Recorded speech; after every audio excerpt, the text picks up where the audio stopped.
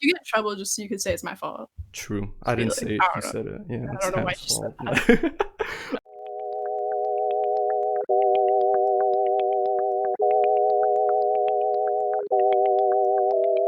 All right. Hello, everyone. Welcome to the Pink Rabbit Show. My name is Yusuf Rashid. Super excited to be back for another episode. But I'm even more excited because I get to be joined by the one and only Vancouver's very own Hannah Katana. How are you doing today? I'm good. How are you? I'm doing great. I'm doing great. Thank you for being here. First of all, Yeah, of so course. I discovered your music like a week or two ago while I was like doom scrolling through like on Instagram through my reels, which Okay. which which usually doesn't end well, but it did end well this time because I discovered your music, and it was the video you made for Stranger. Because Oh, yeah, yes. with the pianos and all that, I really love the visual for that video you made, Thank and also the song. So after you. that video, I guess I just started doing my research, and I discovered you were friends with Belize, who I had on the Mhm. first episode. So I was like, oh shit. Of course. And also discovered you were Canadian from Vancouver. So I was like, oh shit. So shot you an email, and now we're here. So super excited to get to talk to you. Yeah, I'm glad that the doom scrolling like method somehow worked for you and that Yeah. I was a part of that.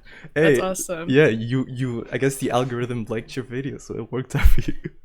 Finally, the algorithm's doing something. Yeah. All right. So I guess to start, I would just love to know, I guess, how it all started for you. Like, how did you start making music?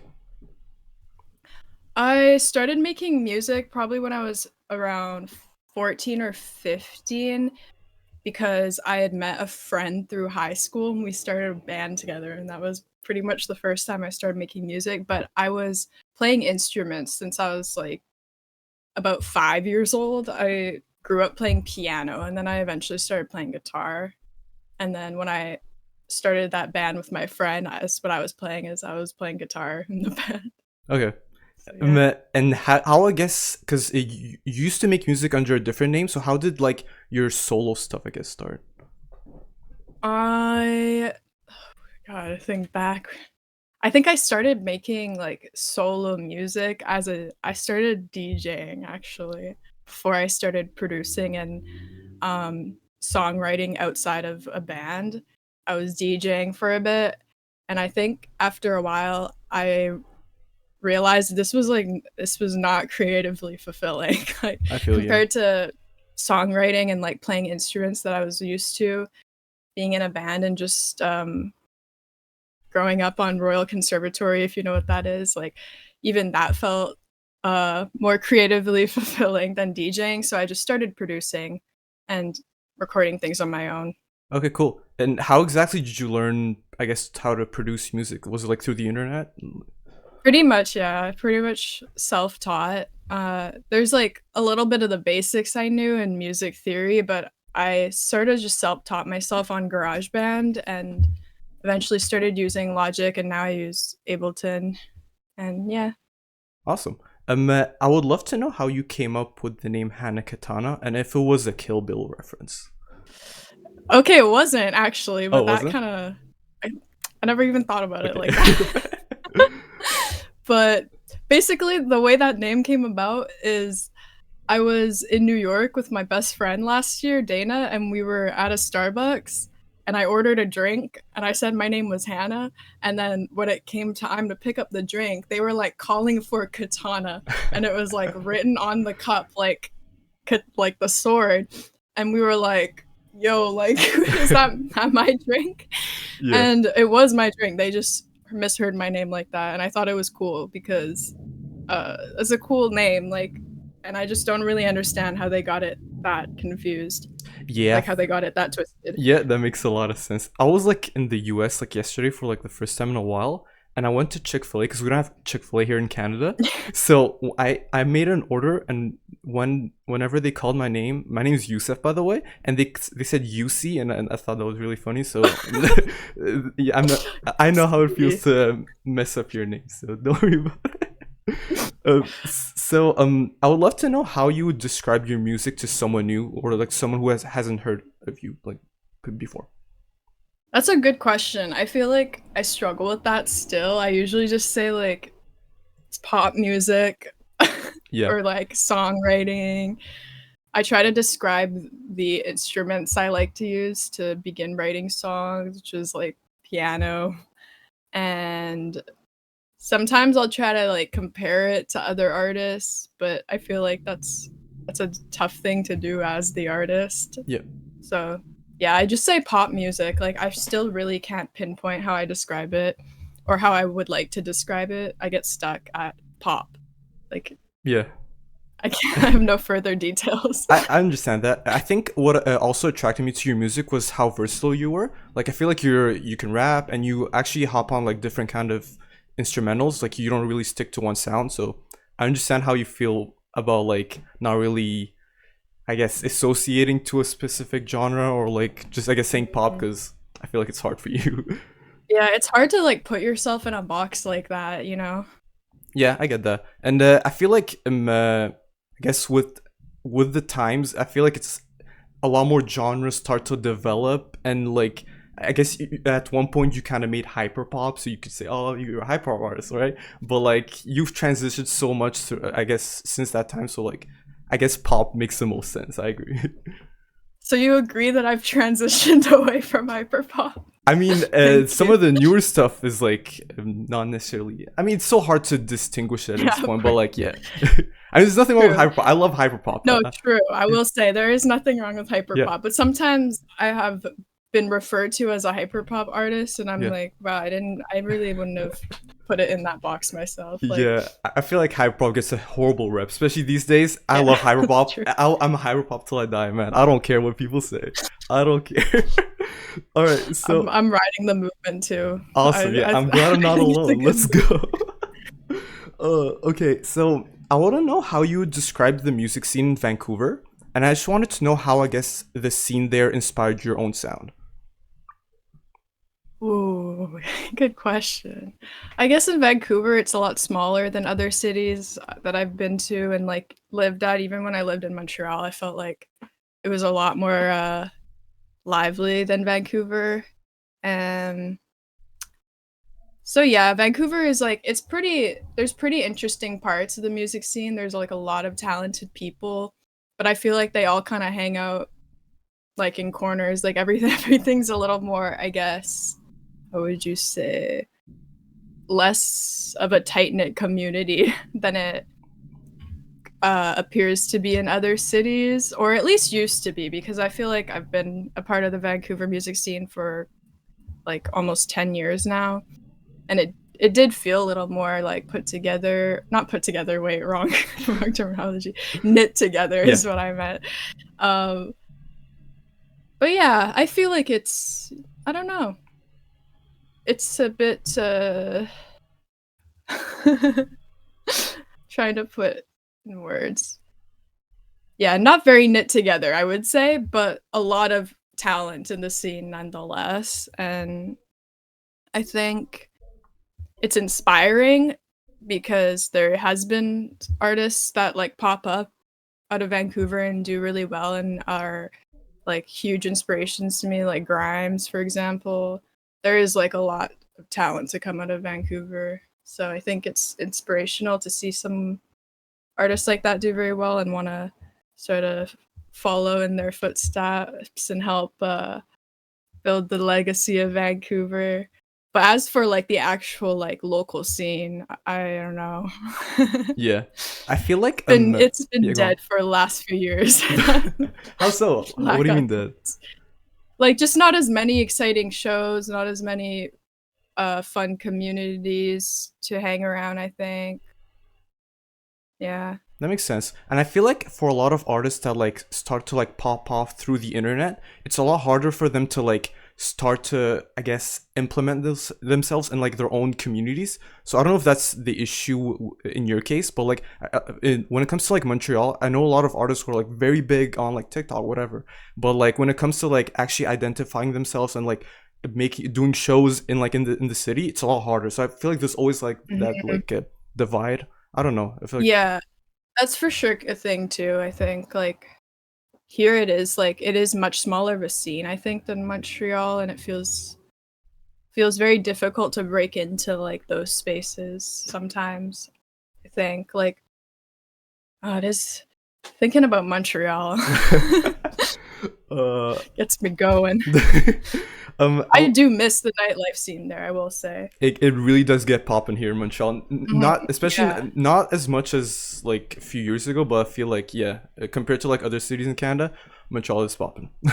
Yeah, for sure. That was probably one of my like first remarks when I moved there. Yeah. It's like, wow, people stay up past 11 p.m. here. Yeah, people like to have fun here. Yeah. I would love to know. I guess you mentioned Grimes, but do you have any favorite Vancouver artists that you like to listen to or like? Right now, one of my favorite Vancouver artists, probably I would really like Calder, if you know who that No. is. He's like he's very like a multi-talented producer, singer, rapper, DJ, does it all. He produced the last song I put out or helped produce it with me, Emotional Straitjacket. Oh shit, He's nice. probably one of my favorite artists in Vancouver at the moment All right. that like I actually listen to, Okay. you Yeah. know. Yeah. Awesome. I would love to know. I guess what inspires the music you're making right now. A lot of emotions. I feel like when I have a lot of emotions that are hard to deal with, I'd prefer to just write a song about it or try to get my mind off of it by creating a song, even if it's like nothing to do with what I'm about to do. It's sort of like conception can come from just a place of like a lot of love or a lot of pain or a lot of sadness or a lot of hope. Just like a lot of extreme emotions, I think, is what pushes me Yeah, I get that. to make music. Yeah. I feel like personally, I also try to make a little bit of music, and I feel like it can just be, I guess, really therapeutic in a sense, and just like letting things out. I guess I don't know. It depends of I don't really think it really matters what kind of form or like medium you use. Just letting things out and like writing music is just really cool. I guess therapeutic for me. So I feel like Mhm. it can It be feels like you're putting together a puzzle almost. exactly yeah. Um, uh, I I would love to ask I guess how you met Dana and how Dime Life started. Okay. So we met through our our ex boyfriends were like best friends. So we met while they were best friends and then we were friends. I moved away to Montreal after that and we weren't like very close at all while I lived in Montreal, of course. Yeah. And then eventually when I moved back, we started hanging out more and we were going out together and then eventually we were just like one night at her place we were like we should just make a song right now like you know like fuck it let's make a song like Yeah. never made a song together Oh or no. worked together or Yeah, anything that or usually like happens. Yeah. I hadn't even dropped a song on my own for like a couple of years at that point like this was like post pandemic like difficult life Yeah. you know Yeah. and we bought like a really bad mic from Best Buy that was on sale and like we bought an Alexa from Facebook Marketplace and we used that as a speaker because that was the only Oh like my god. An sort of Alexa. I've speaker. never heard of anyone using an Alexa as a speaker. That's wild.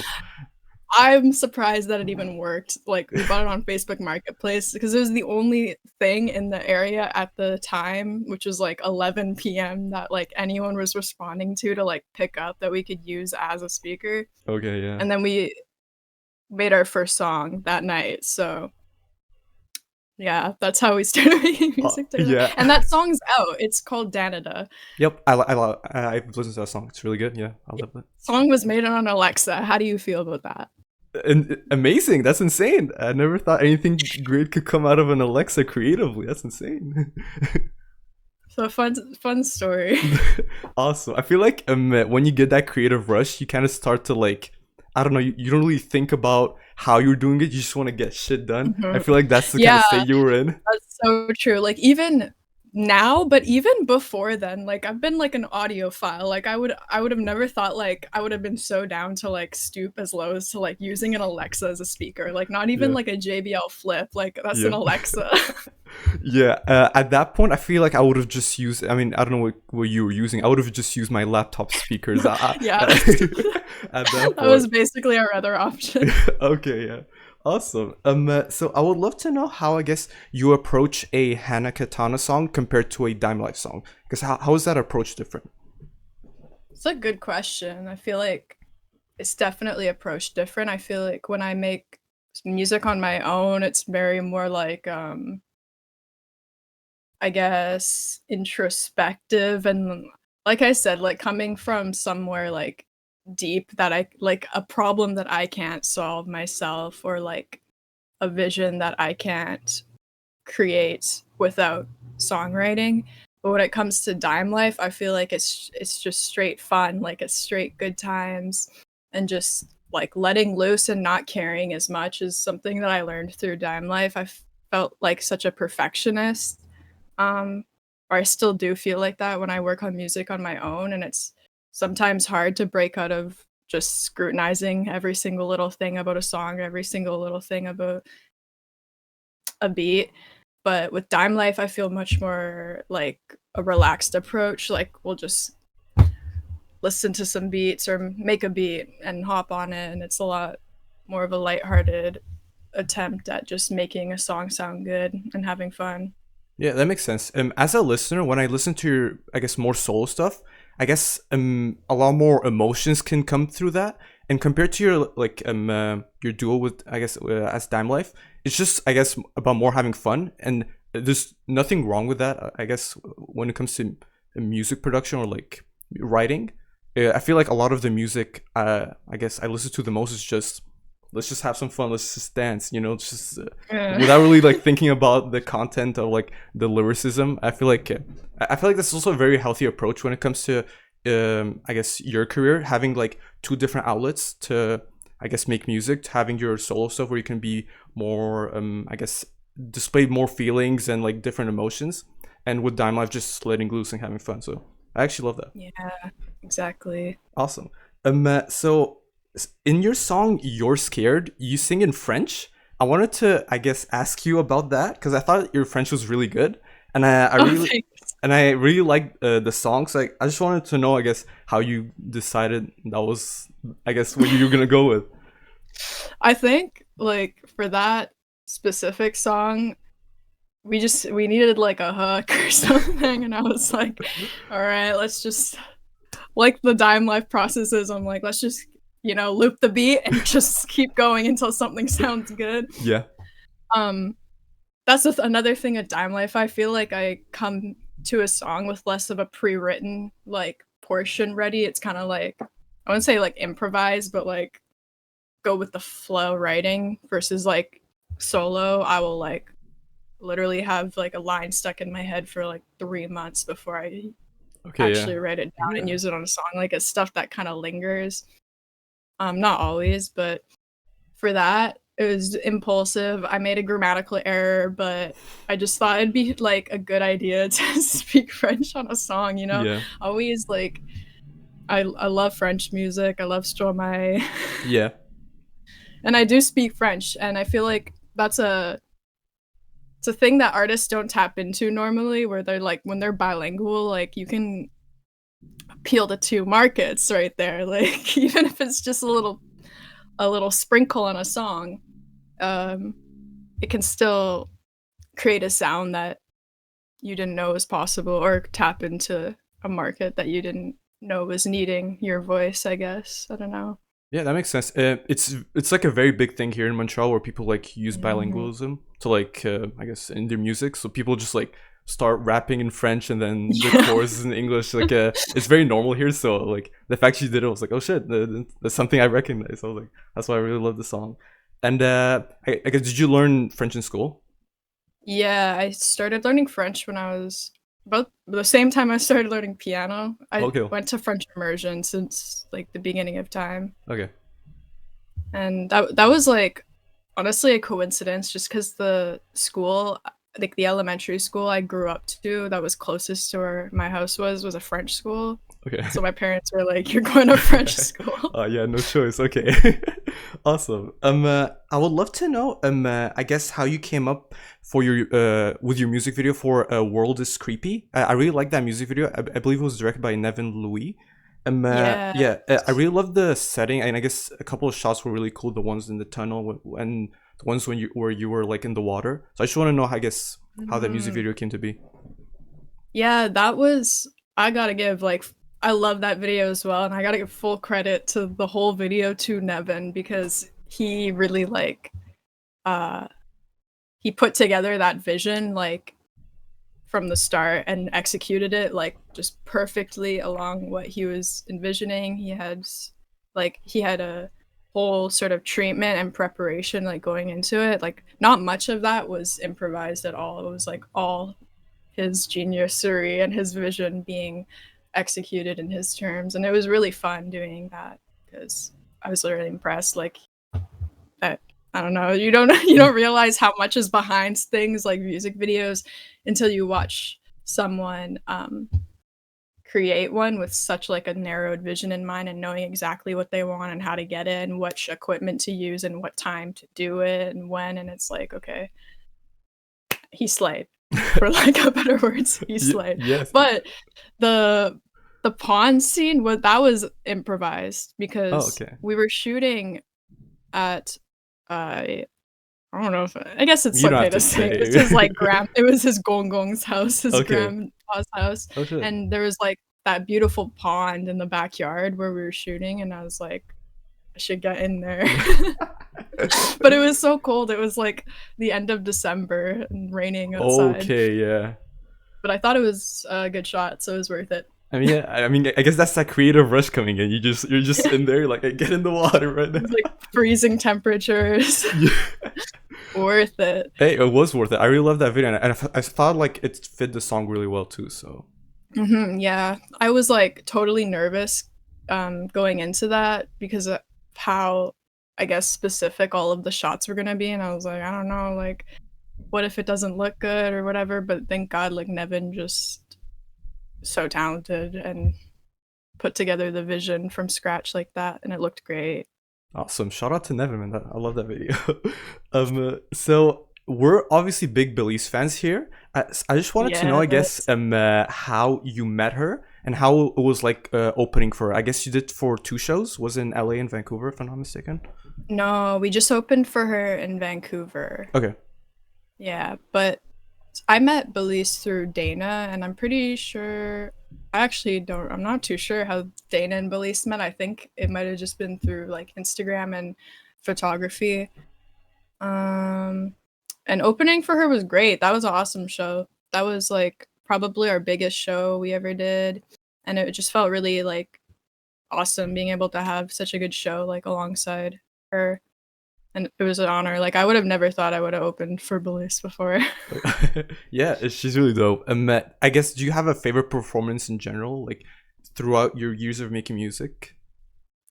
Favorite performance like to that I played or Yeah. okay, let me think. Favorite performance. If not that one, probably when I was in a band one time, our band played a street festival in Vancouver here called the Katana Street Festival. That was probably like my second favorite performance I ever did just because it was like the biggest I ever did, and it's probably still the biggest show I ever did, like Sure. even bigger than the police show, just because that one was like an outdoor festival on the street, and like the headliner was a band called DOA, and they're like a punk band from the 90s. They were like adults when they like I'm talking like they were like 50 when they played the Oh street shit. Okay. festival. But because they were on the bill, I was like, oh my gosh, like this is so sick. Yeah. Like we're playing with these legends. And so I think that is probably a performance that sticks out. But if not that one, I would have said the Belize one. I just didn't want to say that one again. Yeah, makes sense. Awesome. So I want to play a game with you. Okay, so I'm just gonna tell you Okay. some words, and you just tell me whatever Okay. comes to mind. All right. All right. Grand Theft Auto 5. Unlimited car glitch. Sure. Hey, that works. All right. Canadian Smarties. They're better. Wait, better than American Smarties? Yes. Yes, they are. I Yes, agree. they I are agree. better. I agree. Yes, I love Wait, Smarties. am I playing this game properly? I'm Yes, you like, are. You are. You can okay. talk as much as you want. Don't worry about it. There's no rules to this. Don't I worry. thought this was, it might have been like an inkblot therapist thing where I'm supposed to say like what it I reminds mean, me you of. I'm just can, saying but what you I don't think have about it. I'm to. like, they're better than. No, you do you. It's your show. Okay, Don't okay. worry about it. Yes, This is they're your better. episode.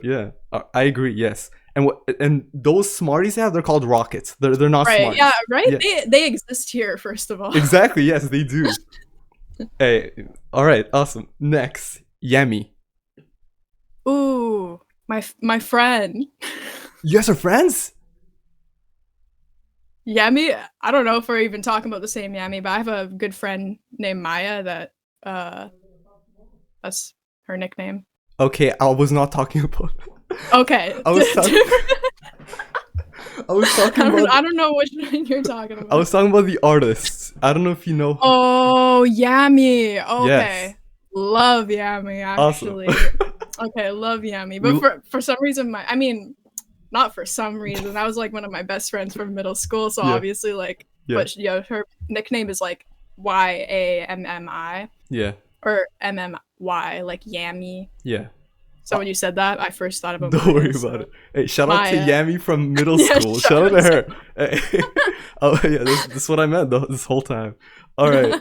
I don't know if I'm pronouncing this right, but scumload.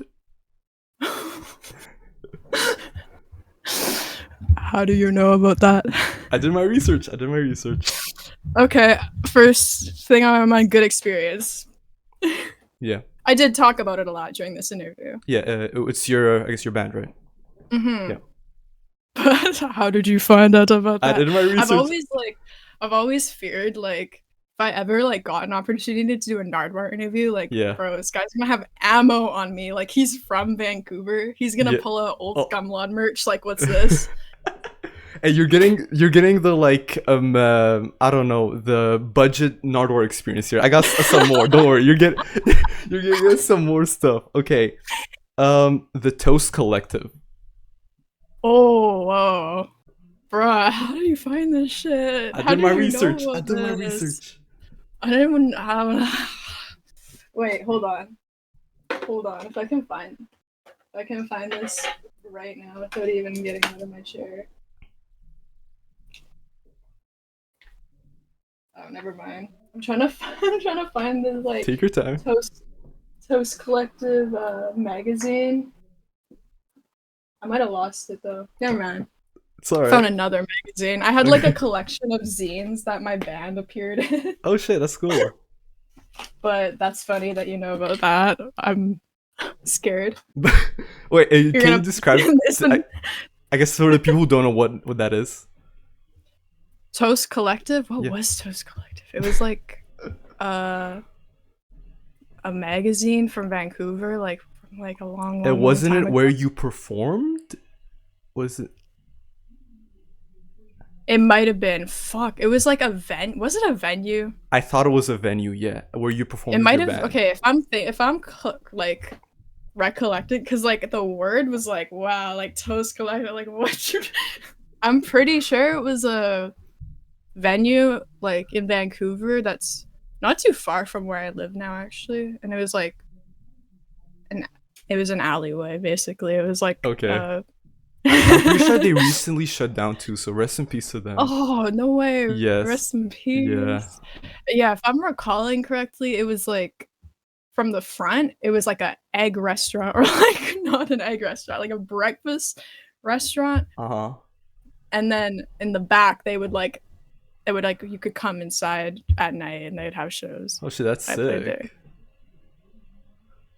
Like I can't even believe you know about that. Like I got a couple more, don't worry about it. Okay, so I don't know how to pronounce it exactly, but Wind Up Birds?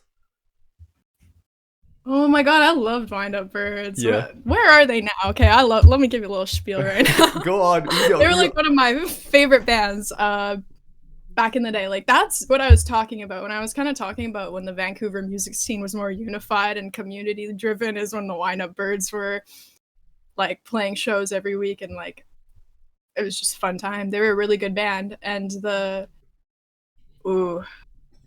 is he the singer? He might have been like the lead guitarist. I forget what he played in the band, but his name is Matthew Okuda. He produced one of my songs. Oh So shit. shout out Matthew Okuda. Shout out Matthew, hey. And I don't know where I found this, but you like the song Walter a lot? I think so, yeah. If I'm Fuck, I've listened to Wino Bears. I'm gonna listen to them after. I haven't listened to their stuff in a while, but yeah. I feel like you totally found that on like a Bandcamp review. I think it was, yeah. I think it was. Like, now you're like, you liked the song Walter. I'm like, that's what Bandcamp thinks, right? You're exposing me. Stop. No, I did not. I read through your mind. I definitely did not just search through your Bandcamp. No. Okay, I have one more. The Elastic Collective. Yes, that is a art collective that I founded when I was in high school with my friends Nazli and Ree. They were like my friends from high school. And we basically were just like tired of there being no good raves and no good shows, so we just decided to throw our own. Awesome, and yeah. It was super awesome. Like I truly like to this day, I feel like that short year, we only did shows for like a year, felt like more job experience than I've ever gotten from any job. And like we didn't even really get paid. Like we were doing it for free. So like what a time though. Yeah. I will say. Hey, it's all about the friends you made along the way, I guess. Exactly. And I'm still friends with both of them. I still love them. Oh shit, shout out to them. I guess one last question I have. I just wanted to know, I guess, what your goals are for the rest of the year, and I guess what people can expect for 2024 for you and your band, I guess. Good question. I'm hoping to be dropping a lot of solo music and a lot of DIMELIFE music. I'm like challenging myself to drop at least a song every month. And yeah, just putting out more. I feel like I've been struggling with that for a few years, is like owning a voice and just sort of showing people what you're making, because I would have always been like making music like forever now, for years now, but obviously I haven't been dropping consistently because I just get stuck in deciding whether something's worth dropping or not. But I want to crush that habit this year. Everything's getting put out, even it no, I'm just kidding. I was about to be like, even if I hate it, like, nah. Yeah. No, You gotta set some boundaries, some limits. Yeah. So yeah, you can expect new music for sure. New DIMELIFE song this Friday, actually.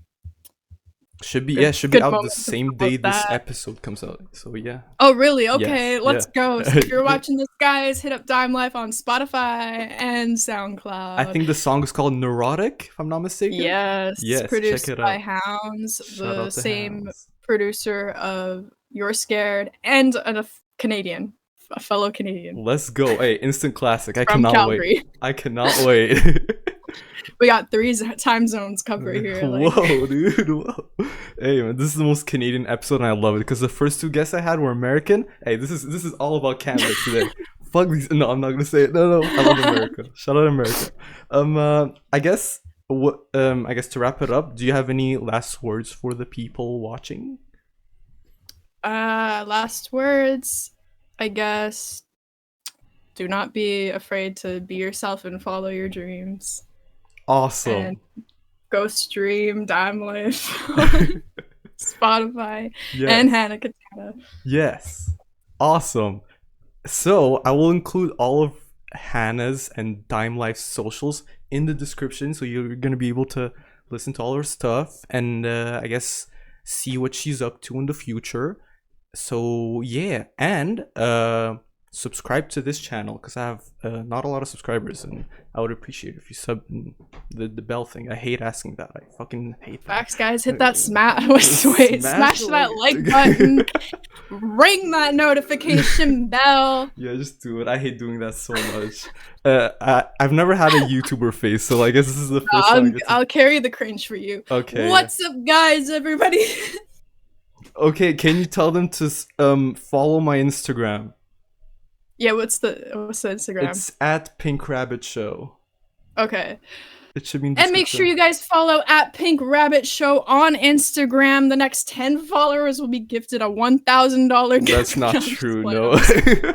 I was just trying to get them to click. Yeah, it. yeah. I mean, yeah, sure. Yeah. If we have And, to like, lie, and then if you get in trouble, just you could say it's my fault. true. I didn't say it. I You don't know. said it. Yeah, I it's don't know why Hannah's she said fault. All right, I'm gonna wrap it up here. Thank you everyone for watching. Thank you for Hannah for being here. I had a wonderful time, and yeah, Me too. and yeah. So hopefully I'll be able to see you in the next episode, and I hope you enjoyed this episode. Goodbye, everyone.